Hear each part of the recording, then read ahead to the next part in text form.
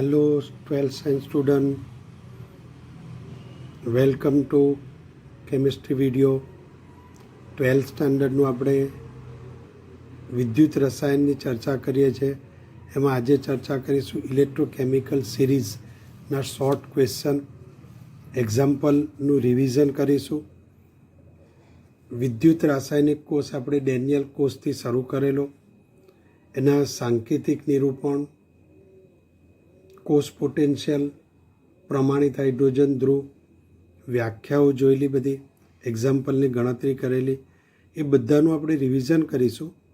અને વિદ્યુત રાસાયણિક કોષ જેવો જ જેનો સિદ્ધાંત અલગ છે, જે વિદ્યુત ઉર્જાનું રાસાયણિક ઉર્જામાં રૂપાંતર કરે, જેને કહીશું વિદ્યુત વિભાજન કોષ, એની આજે આપણે આગળ ચર્ચા કરીશું. તો જે આપણે આગળ ચર્ચા કરેલી ડેનિયલ કોષના સંદર્ભમાં ચર્ચા કરેલી, તો ગાયત્રી મંત્ર પહેલાં બોલી લઈએ.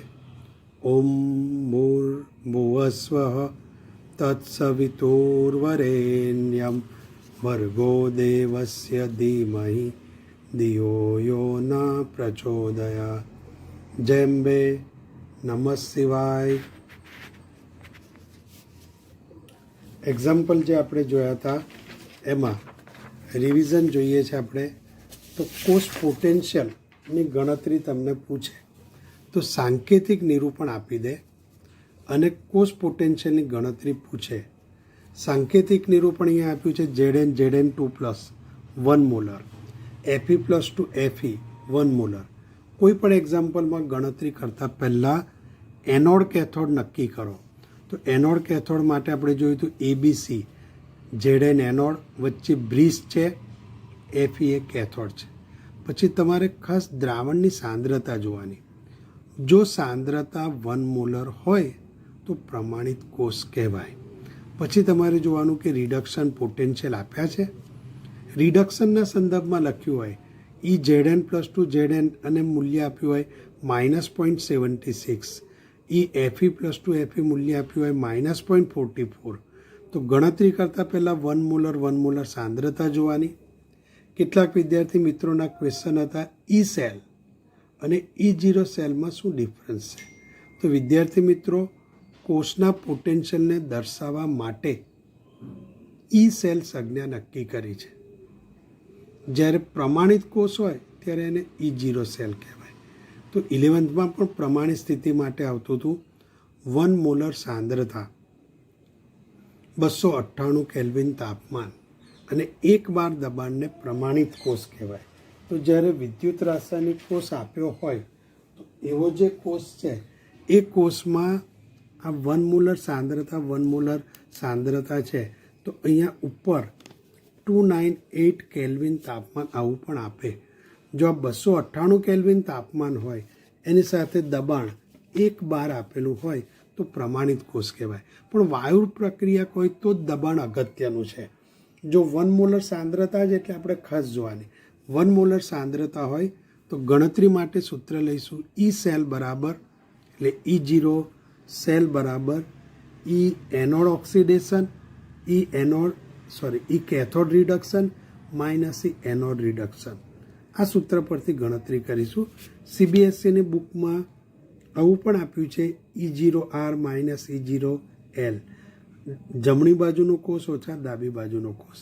જ્યારે પણ આપણે ગણતરી કરીએ આ સૂત્ર પરથી, અને જો આપણો આન્સર સેલ પ્લસ આવે તો આપણે યાદ રાખવાનું કોષ આપણને વિદ્યુત આપશે અને કોષમાં પ્રક્રિયા આપમેળે થશે. ફરીથી સેલ પ્લસ તો કોષ વિદ્યુત આપે, પ્રક્રિયા આપમેળે થાય. કેટલીક વાર નીટમાં કે ઓબ્જેક્ટિવમાં એવું પૂછે છે, પ્રક્રિયા આપીને પૂછે પ્રક્રિયા શક્ય બને કે નહીં. તો સેલ એટલે E0 સેલ શોધવાનો, પ્લસ હોય તો પ્રક્રિયા આપમેળે થાય. પણ E0 સેલ માઇનસ હોય તો પ્રક્રિયા આપમેળે થતી નથી. E0 સેલ માઇનસ હોય તો પ્રક્રિયા આપમેળે થતી નથી. E0 સેલ પરથી મુક્ત ઉર્જા શોધવી હોય, ફ્રી એનર્જી, તો આ સૂત્ર લઈશું ΔG0 બરાબર -NF E0 cell, -NF E0 cell, જેમાં n એટલે ઇલેક્ટ્રોનની સંખ્યા છે અને આ ઇલેક્ટ્રોનની સંખ્યા જે રાસાયણિક પ્રક્રિયા આપી હોય એમાં ઓક્સિડેશન આંકનો વધારો અને ઘટાડા પરથી જ આપણે નક્કી કરવાની, રાસાયણિક પ્રક્રિયા આપી હોય એના પરથી આપણે ઇલેક્ટ્રોનની સંખ્યા નક્કી કરવાની. તો હવે આ ફેરાડેના જથ્થાને 96500 વડે ગુણીશું એટલે કુલમમાં થશે. તો આપણો એકમ થશે કુલમ ગુણ્યા વોલ્ટ. કુલમ ગુણ્યા વોલ્ટ એટલે જૂલ. તો આ બે ગણતરી આપણે કરીશું, E0 સેલ અને E0 સેલ પછી ડેલ્ટા G0ની ગણતરી કરીશું. તો આવો જ એક એક્ઝામ્પલ લઈએ. Zn અને Cuનો કોષ છે અને આ વારંવાર પૂછાય છે. 1 મોલર સાંદ્રતા છે. Znનું મૂલ્ય -0.76 આપ્યું છે. જો આ રિડક્શન જોવાનું, Zn +2 થી Zn, Cu +2 થી Cu રિડક્શન છે. આ -0.76, 0.34, તો બંને રિડક્શનની વેલ્યુ આપ્યું છે. વિદ્યાર્થી મિત્રો, કોઈ પણ એક્ઝામ્પલમાં સાંકેતિક નિરૂપણ આપ્યું હશે, આ મૂલ્યો પણ આપેલા હોય એટલે યાદ નહીં રાખવાના. 1 મોલર સાંદ્રતા છે એટલે પ્રમાણિત કોષ છે. ગણતરી કરીશું તો આ આન્સર આવશે E સેલ બરાબર 1.10 વોલ્ટ. હવે ડેલ્ટા G0 બરાબર -NF E0 સેલ. સાથે સાથે તમે લખતા જાઓ -NF E0 સેલ. ક્લાસમાં સાથે લખતા હતા ને એટલે ફાયદો થતો હતો. આ તો સાંભળ્યા કરીએ તો ટીવી સિરિયલ જેવું થઈ જાય. પછી કંઈ ટીવી સિરિયલના ડાયલોગ થોડા યાદ રહે. આ તો આપણે યાદ રાખવાના છે ને. લખો સાથે એક પેજ લઈને. ડેલ્ટા G0 બરાબર -NF E0 cell. E0 cell 1.10 છે. પ્રક્રિયા આપણને આપી છે Zn, Cu+2, Zn+2, Cu. તો n = 2 થશે. n = 2 થશે કારણ કે ઓક્સિડેશન આંકમાં વધારો 2નો, ઘટાડો 2નો. જો તમે કોઈ વડે ગુણો તો ગુણાય, પણ અહીંયા n બરાબર 2 થશે. તો -2 96500 × 1.10. એકમ થશે કુલમ ગુણ્યા વોલ્ટ. કુલમ ગુણ્યા વોલ્ટ એટલે જૂલ. તો 212 300 જૂલ આવશે. 212 300 જૂલ આવશે. 1000 વડે ડિવાઈડ કરો જોઈએ તો આન્સર આવશે 212.3 કિલો જૂલ. ફરીથી આ વારંવાર પૂછાય છે. Zn Cuનો કોષ છે. ગણતરી કરશો E0 cell 1.10, delta G0 -NF E0 cell.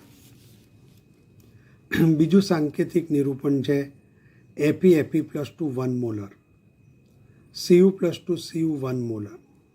E0 cell પણ શોધવાનો છે અને ડેલ્ટા G પણ શોધવાનો છે. મૂલ્ય છે Fe+2 Fe -0.44, Cu+2 Cu +0.34. ગણતરી તમારે કરવાની છે. ગણો ચાલો. Fe એનોડ છે, Cu કેથોડ છે. E0 સેલનું સૂત્ર મૂકો. E cathode reduction -E anode reduction. Cathode છે Cu, તો મૂલ્ય આવશે 0.34 -0.44. મૂલ્ય આવું થશે 0.34 -0.34. આ માઇનસ પ્લસ થઈ જશે. આ બેનું ટોટલ થશે 0.78. તો E0 સેલ થશે 0.78. હવે ડેલ્ટા G શોધો. -NF E0 સેલ, n બરાબર 2. તો ગણતરી થશે ડેલ્ટા G બરાબર -2 96500 અને વોલ્ટેજ 0.78. આન્સર તમારો આ થવો જોઈએ. ડેલ્ટા G બરાબર -150 540. તમને PDF મોકલી હતી. જો ગણતરી કરી હોય તો પણ પ્રેક્ટિસ ઇમ્પોર્ટન્ટ છે અને બુકના જ એક્ઝામ્પલ વારંવાર પૂછાય છે એટલે ફરી ગણતરી કરી નાખવાની. બીજો એક એક્ઝામ્પલ સમજીએ છીએ જેમાં ડેલ્ટા G અને log K બેની ગણતરી કરીશું. એક્ઝામ્પલની રકમ પહેલાં લખો. ટેક્સ્ટબુકનું એક્ઝામ્પલ છે 2Fe+2, 2Fe+3 +2i - 2Fe+2 plus I2. તાપમાન 298 આપ્યું છે એટલે પ્રમાણિત. E0 સેલ આપી દીધો જ છો. E0 સેલ આપી જ દીધો જ ગણવાનું નથી. 0.236 વોલ્ટ E0 સેલ આપ્યું છે એટલે આ સાંદ્રતા 1 મોલર હશે. હવે બે ગણતરી કરવાની, ડેલ્ટા G અને K. પ્રક્રિયા વિચારીએ, I માઇનસ એટલે -2 ઓક્સિડેશન, એમાંથી I2 એટલે 0, -2માંથી 0, 2નો વધારો એટલે 2 ઇલેક્ટ્રોન. રિડક્શન માટે વિચારીએ, કેથોડ 2Fe+3 માંથી 2Fe+2 બને એટલે 2 ઇલેક્ટ્રોન મેળવશે. તો વિદ્યાર્થી મિત્રો ખાસ યાદ રાખજો, આ જલ્દી ખ્યાલ આવે એવું નથી. I માઇનસમાંથી I2 અને 2I માઇનસ આપેલા છે, 2I માઇનસ આપેલા છે, 2I માઇનસમાંથી I2, 2નો વધારો એટલે 2 ઇલેક્ટ્રોન, 2નો ઘટાડો તો N બરાબર 2 થશે. હવે આપણું સૂત્ર થશે ડેલ્ટા G બરાબર -NfE0 સેલ. N બરાબર કેટલા છે? 2. F હોય ત્યાં કેટલા લખીશું? 96500. E0 સેલ કેટલો આપ્યો છે? 0.236 -2 96500 0.236, બંનેનો ગુણાકાર થશે -4548 45,548 જૂલ. ચેક કરી લો. સંતુલન અચળાંક શોધવા માટે log K માટે આપણે ડાયરેક્ટ ઇઝી સૂત્રનો ઉપયોગ કરીશું. log K બરાબર N. E0 સેલ 0.59, પહેલાં પણ કહ્યું હતું આ સૂત્ર બરાબર મોડે જ કરી દેવાનું. N કેટલા છે? તો કે 2. E0 સેલ આપ્યા છે 0.236 0.0059. તો આટલું જ કેલ્ક્યુલેશન કરવાનું છે કેલ્ક્યુલેટરથી. ઝડપથી કરો. 2 × 0.236 0.59. મોબાઈલની બાજુમાં કેલ્ક્યુલેટર રાખો, મોબાઈલમાં નહીં. તમે હવે ક્લાસનું લેક્ચર સાંભળો છો તો બાજુના કેલ્ક્યુલેટરથી ગણતરી કરો. તો આન્સર આવશે 7.983. 7.983 log KC. પણ KC માટે એન્ટીલોગ જોવો પડશે. તો એન્ટીલોગ ઓફ 7.98 11thમાં સમજાયેલું પોઈન્ટનો જ એન્ટીલોગ જોવાય. તો 0.98નો ત્રીજા કોલમમાં એન્ટીલોગ જોવાનો. અને આ 7 છે 10ની ઘાતમાં આવે. આ 10ની ઘાતમાં એટલે 10⁻7. અને આનો એન્ટીલોગ આવ્યો 9.6. તો આન્સર આવશે KC 9.6 10⁻7. ફરીથી જોઈ લો. ડેલ્ટા G શોધ્યો -45548. log K શોધ્યો. log Kની ગણતરી ફરી સામે રાખું છું, ચેક કરી લો, લખી લો.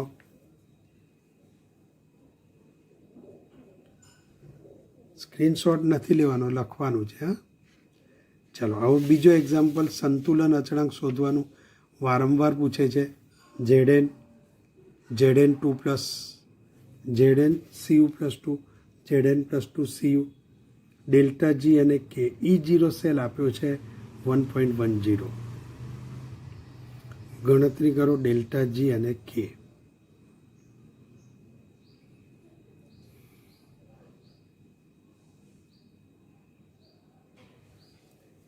K માટે યાદ રાખવાનું log K બરાબર N E0 સેલ અપોન 0.059.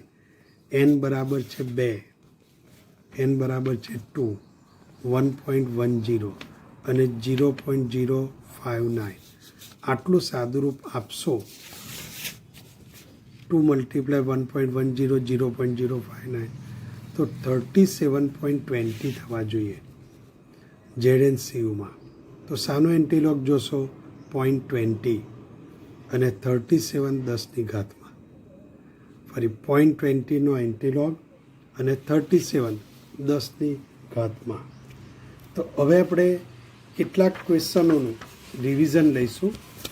એટલે ટેસ્ટ યોર નોલેજ જે તમે સમજ્યા છો એના હું ક્વેશ્ચન બોલીશ, જેમાંથી MCQ પણ આવે, 2 માર્કના ક્વેશ્ચનો પણ આવે.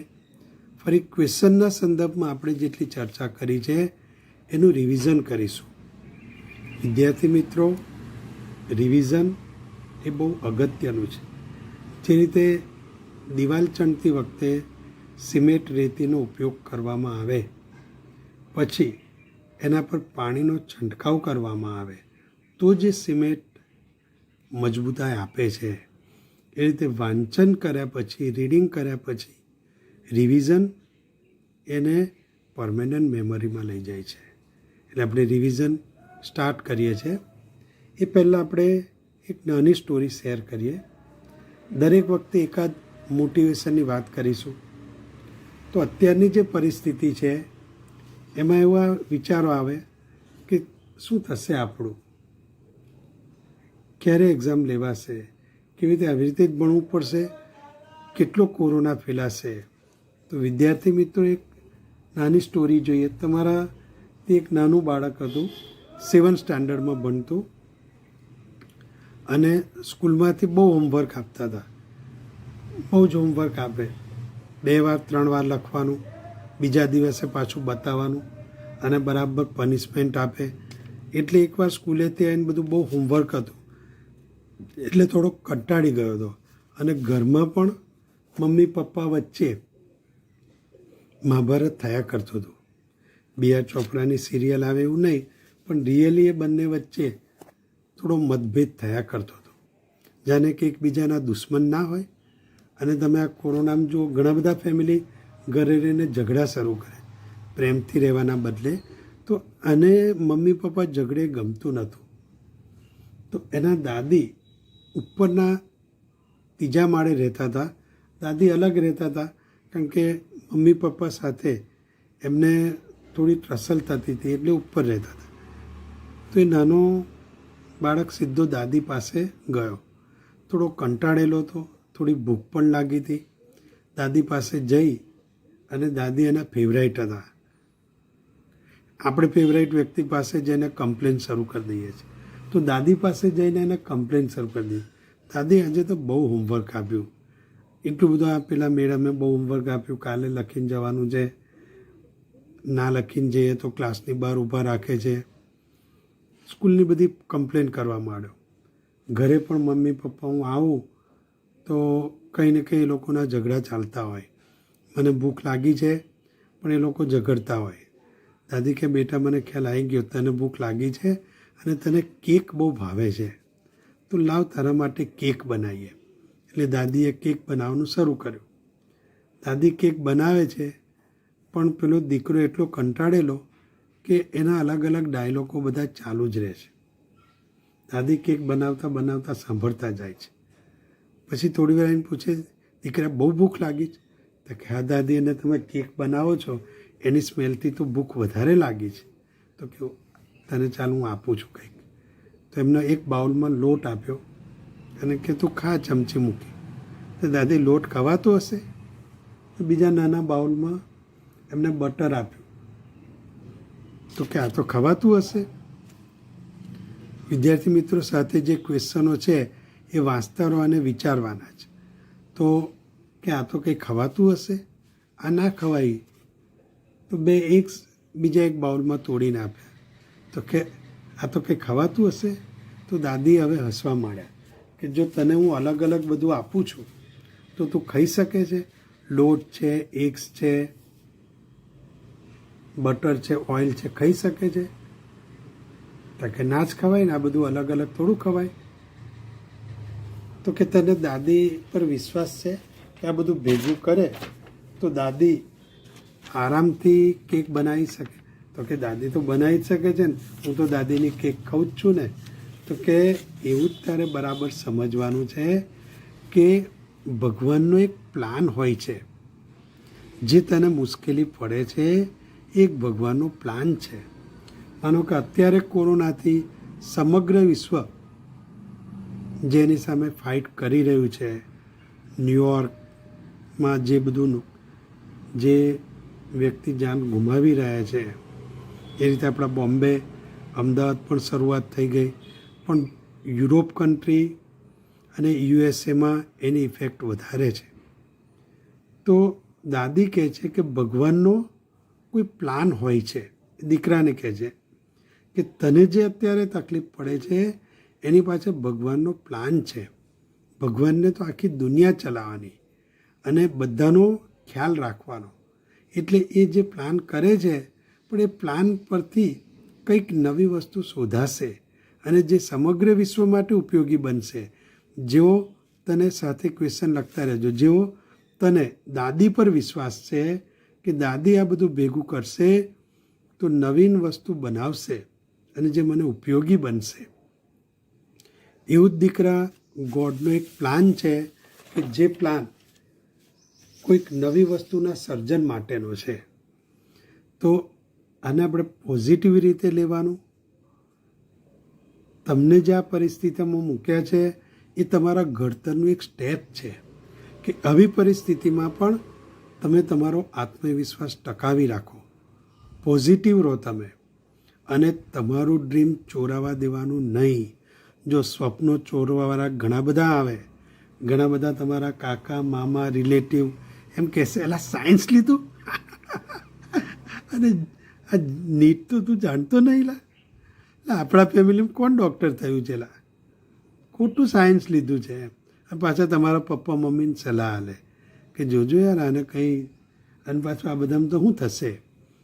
એટલે સપનો ચોરનારા ઘણા બધા આવે, પણ સ્વપ્નો તો આપણી જાન છે. જે તમે બનવા માગો છો એ સ્વપ્નો કોઈને ચોરવા નહીં દેવાના, બરાબર? અને સ્વપ્નો તો આપણે પૂરા કરવાના જ છે. એટલે તમારી જાત પરનો આત્મવિશ્વાસ રાખવાનો, જે તમારું ડ્રીમ છે રોજ બોલવાનું અને મહેનત કરવાની. સક્સેસ તો તમને મળશે જ. એટલે खुदी को कर बुलंद इतना, खुदी को कर बुलंद इतना कि एडमिशन देने से पहले देने वाला बंदे को पूछे तुझे कौन सी लाइन में एडमिशन दूँ. कहलाય છે ને ખુદી કો બુલંદ કર ઇતના. તમારી જાતને વિશ્વાસમાં લાવવાની છે અને મહેનત શરૂ કરવાની છે. ચાલો પાછા આપણે કેમિસ્ટ્રી પર આવીએ. હવે તમારે સાથે ક્વેશ્ચનના આન્સર કહેવાના છે. વિદ્યુત રસાયણ એ શું છે? પહેલા લેક્ચરમાં મેં ચર્ચા કરેલી, વિચારો. રાસાયણિક પ્રક્રિયાથી જે વિદ્યુત ઉત્પન્ન થાય છે તેનો અભ્યાસ કરતું વિજ્ઞાન એટલે વિદ્યુત રસાયણ. ફરી ધીમે બોલું, લખી શકો. રાસાયણિક પ્રક્રિયાથી જે વિદ્યુત ઉત્પન્ન થાય છે તેનો અભ્યાસ કરતું વિજ્ઞાન. તો આ રાસાયણિક પ્રક્રિયાનું મહત્ત્વ શું છે? જે આ રાસાયણિક પ્રક્રિયાઓ છે તેનું મહત્ત્વ શું છે? તો આપણે આગળ જોયું હતું રાસાયણિક પ્રક્રિયાઓ જે વિદ્યુત ઉત્પન્ન કરે છે એ ખૂબ જ મહત્ત્વની છે. આપણા પેન્સિલ સેલ, જે રમકડા, કેલ્ક્યુલેટર ચલાવવા માટે, બેટરી ચલાવવા માટે. અત્યારે તો જુઓ કે ટેસ્લાની કાર બહુ પ્રચલિત બની છે, વર્લ્ડની મોંઘામાં મોંઘી કાર છે. તો એ બેટરીથી ચાલતી કાર છે અને બેટરીથી ચાલતા વ્હીકલો થઈ જાય તો સમગ્ર વિશ્વનું પ્રદૂષણ ઘટી શકે. તો વિદ્યુત રાસાયણિક પ્રક્રિયાનું મહત્ત્વ છે કે રાસાયણિક પ્રક્રિયાઓ દ્વારા વિદ્યુત ઉત્પન્ન થાય છે અને એ વિદ્યુતથી બેટરી, વાહનો, ટોર્ચ, રમકડા વગેરે ચલાવી શકાય. થર્ડ ક્વેશ્ચન છે, ડેનિયલ કોષનો સિદ્ધાંત જણાવો. ડેનિયલ કોષનો સિદ્ધાંત જણાવો. એક જ સિદ્ધાંત યાદ રાખવાનો, રાસાયણિક ઉર્જાનું વિદ્યુત ઉર્જામાં રૂપાંતર. ગેલ્વેનિક કોષ કોને કહેવાય? ગેલ્વેનિક કોષ કોને કહેવાય? યાદ કરો. જે વિદ્યુત રાસાયણિક કોષમાં રાસાયણિક પ્રક્રિયાથી રાસાયણિક ઉર્જાથી વિદ્યુત ઉર્જામાં રૂપાંતર થાય. રાસાયણિક ઉર્જાથી વિદ્યુત ઉર્જામાં રૂપાંતર થાય એવા કોષને ગેલ્વેનિક કોષ કહેવાય. તો આપણો ડ્રાય સેલ એ ગેલ્વેનિક કોષ છે. ડેનિયલ કોષમાં થતી પ્રક્રિયા લખો. ડેનિયલ કોષમાં થતી પ્રક્રિયા તો મોડે જ હોવી જોઈએ. Zn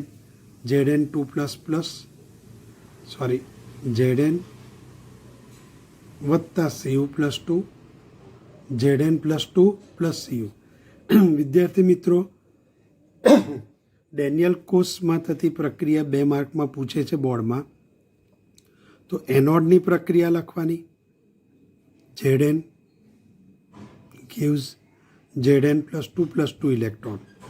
કેથોડ લખવાનું Cu+2 ઇલેક્ટ્રોન gives Cu. પછી કુલ પ્રક્રિયા. ક્ષાર સેતુની ક્યારે જરૂર હોતી નથી? વિચારો, અગત્યનો ક્વેશ્ચન છે. ક્ષાર સેતુની ક્યારે જરૂર હોતી નથી? ડેનિયલ કોષ, સૂકો કોષ, વિદ્યુત રાસાયણિક કોષ કે ગેલ્વેનિક કોષ? 4 ઓપ્શન બોલ્યો. ક્ષાર સેતુની ક્યારે જરૂર નથી? ડેનિયલ કોષ, ગેલ્વેનિક કોષ, વિદ્યુત રાસાયણિક કોષ કે સૂકો કોષ? યાદ રાખવાનું, વિદ્યુત રાસાયણિક કોષ. બીજું, એક જ પાત્ર હોય તો ક્ષાર સેતુની જરૂર હોતી નથી. 2 પાત્ર હોય તો જરૂર પડે. વિદ્યુત ધ્રુવનો પોટેન્શિયલ શું છે? તો વિદ્યુત ધ્રુવનો પોટેન્શિયલ એટલે કોઈ પણ કોષ કેટલા વોલ્ટેજ આપે એને વિદ્યુત ધ્રુવનો પોટેન્શિયલ કહેવાય. પોટેન્શિયલ શબ્દ એટલે વપરાયો છે, તેનું માપન પોટેન્શિયોમીટરથી થાય છે. પોટેન્શિયલ શબ્દ એટલે વપરાયો છે કે તેનું માપન પોટેન્શિયોમીટરથી થાય છે, જે ફિઝિક્સ પ્રેક્ટિકલમાં આવશે. વોલ્ટમીટરથી માપન કરીએ તો કોષ વોલ્ટેજ તરીકે ઓળખવામાં આવે. ધારો કે આપણી પાસે પેન્સિલ સેલ છે, એના પોઝિટિવ નેગેટિવને પોટેન્શિયોમીટર સાથે જોડી દઈએ એટલે એને પોટેન્શિયલ તરીકે ઓળખવામાં આવે. પ્રમાણિત વિદ્યુત ધ્રુવ ક્યારે કહેવાય?